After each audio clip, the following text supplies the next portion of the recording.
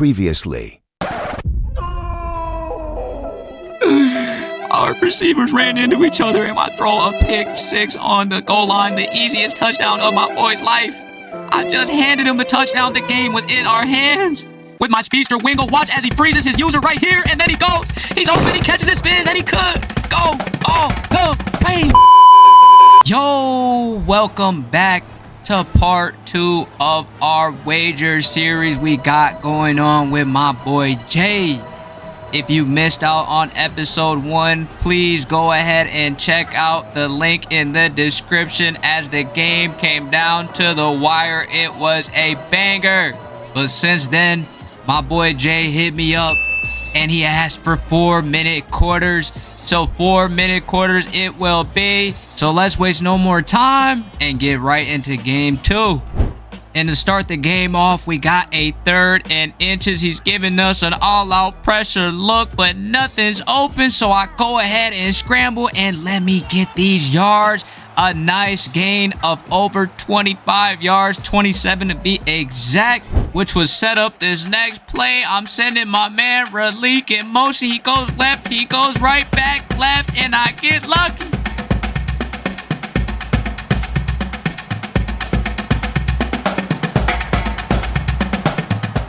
And on the next drive, if I'm being honest, he was getting 3rd down after 3rd down after 3rd down and 4th down conversions, which ultimately brings him to 1st and goal. On the goal line, I see he's looking at his running back. I know he's gonna throw it. I'm getting ready, and I'm still late. And he sneaks a pass right by me for a touchdown. The what if plays would not stop there, as on 3rd and inches, I got a man deep. And my man Wingo drops the easy pass. He was getting tackled. It didn't even get broken up. He just flat out dropped it. And just like that, we have a 4th and inches. He's showing an all-out blitz. And we get blitzed, we turn the ball over. And if you can tell from the vibes of the video, it does not get any better. On 2nd and 10, he dumps it off, makes a move, and gets an easy completion. He would settle for 3, but that's the last good thing that we caused in the game. The pain continues as on the next drive, I throw it up. And it's picked. I never do stuff like this. I'm just doing shit. I'm rattled. And just when things can't get worse, on his own 3-yard line, he's got a man over the middle. We leave him wide open. And just like that, we are down 17-7, and he gets ball at half. Out of half, he marches down the field. I'm man-to-man with this tight end, and I get outran. He throws another dot, and now I'm getting blown out. One last desperation throw on 4th and 21, and the ball is thrown short, and just like that, Jay gets his 1,000 back. We're back to 0, and I'm not gonna lie, not only did he just humiliate me, but I'm pissed off. So I go ahead and I decide to bust out the pen and paper and start taking notes. In the end, I said, man, all this, and all my paper would read is just go win. And man, I cannot lie, I was pissed off after that last game, so I blowed my boy up trying to figure out when we can play. And a couple days later, we ran game 3.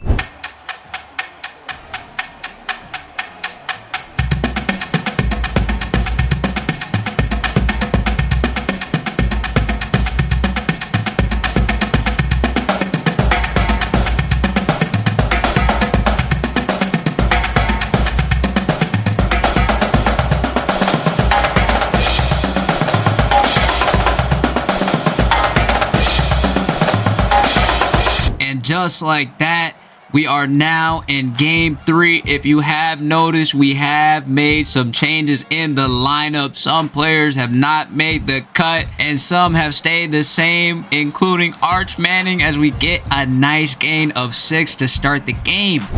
And on the next play, we would get a nice gain of 10. And then followed by another gain of 10 by Arch Manning. And it would actually only be a gain of 9. And on the next play, we get sacked. Just like that.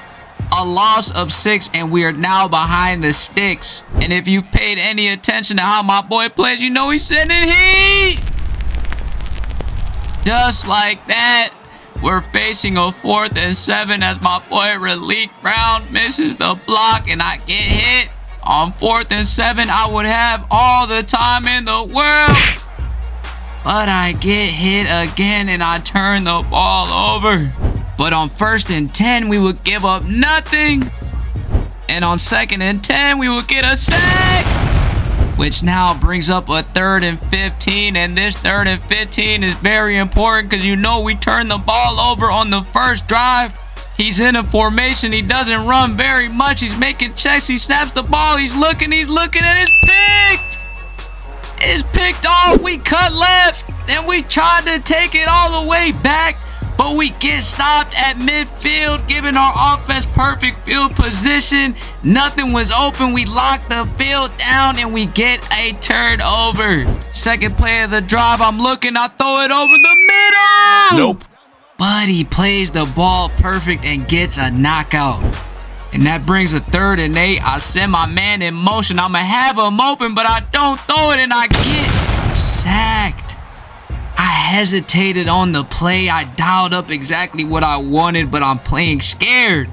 And with that, we have to punt again. So far, we got an interception and a punt on our first 2 series. He is locking us down. We quickly get him to a 3rd and 10. He's looking, but nothing's open. And he's forced to throw an errant pass. And he gets hit as he throws, forcing a punt.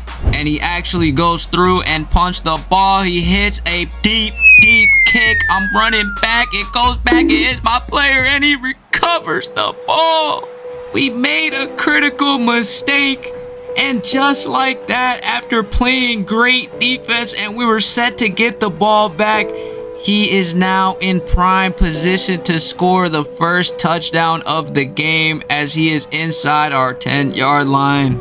And that he would do, as on the first play, his man is wide open and walks in basically for the first score of the game. He takes the lead 7-0. And things would not get better for us as we are facing a 3rd and 7. I feel I got a man, but he drops it.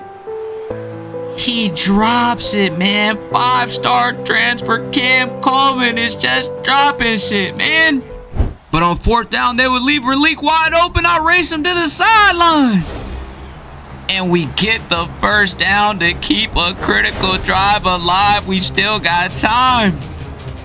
But the excitement would end there, as on the next play, I take a sack. We take a sack, but on 3rd and 9, a few plays later, we escape the pocket and we're looking to get a first.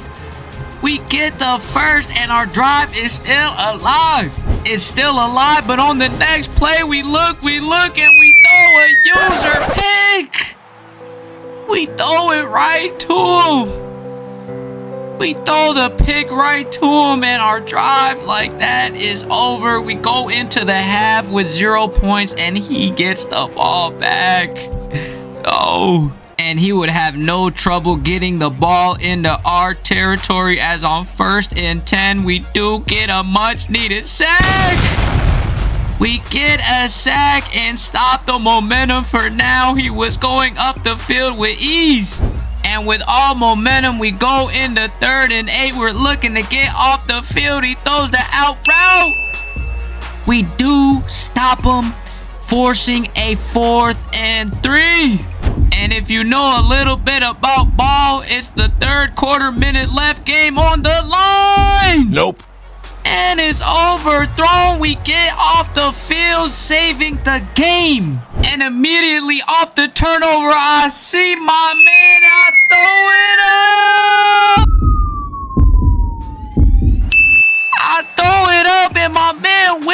comes down with the pass. You know I threw that same ball last game and he dropped it, but he wouldn't again, and he comes down with a great catch.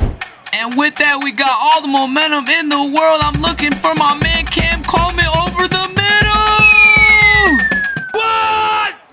Oh, hell no! Hell no! And even with Hall of Fame Arch Manning overthrows the pass, or Cam Coleman just simply didn't jump, I don't know. But on the very next play, Cam Coleman, I hit him, he catches it, breaks not one, but two tackles and dives into the end zone.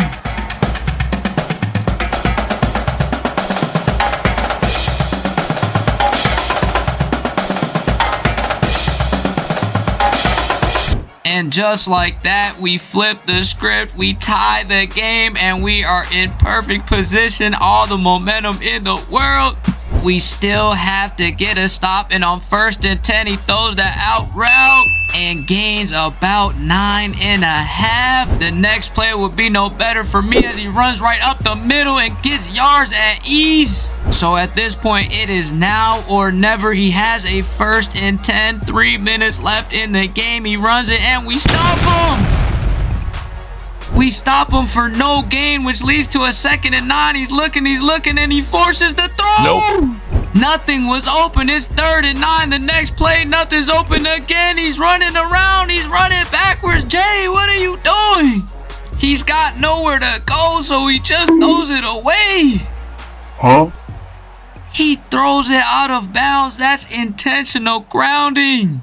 He would go on to punt the ball, but nobody's safe, because remember what happened last time? My player runs up again. I'm trying to prevent what happened last time, and it nearly happens again.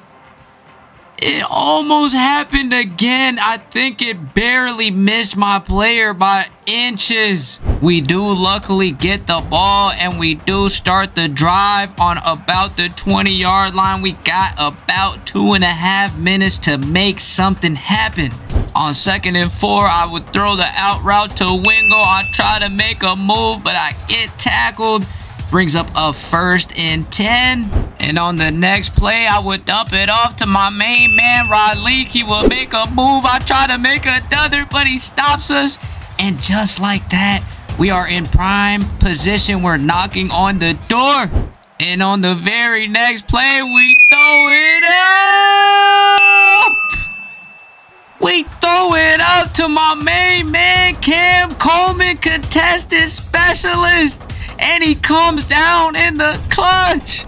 I want to get him a touchdown, but my boy sends the heat, which sets up a 3rd and 16. I would not give up, but he hits me again, which forces us to have to settle for 3. And with the game on the line, it would come down to this. And we make the field goal, but the game is not over. He would go on to catch the return and try to make a move, make a pitch last second, which I don't know how he made it through, but ultimately would be down at the 2-yard line, which leaves enough time for just one play. He throws it up, and it's incomplete. Game is over. We escape with a 10-7 victory. What a defensive performance. What a defensive game by both sides. Game 3 ends in a nail biter, as game 1 did. Game 2, I got my ass kicked, but we came back and we upped on the series. We're up 2-1. I will be expecting a text for game 4, but until then, make sure you like, share, and subscribe, and I'm out.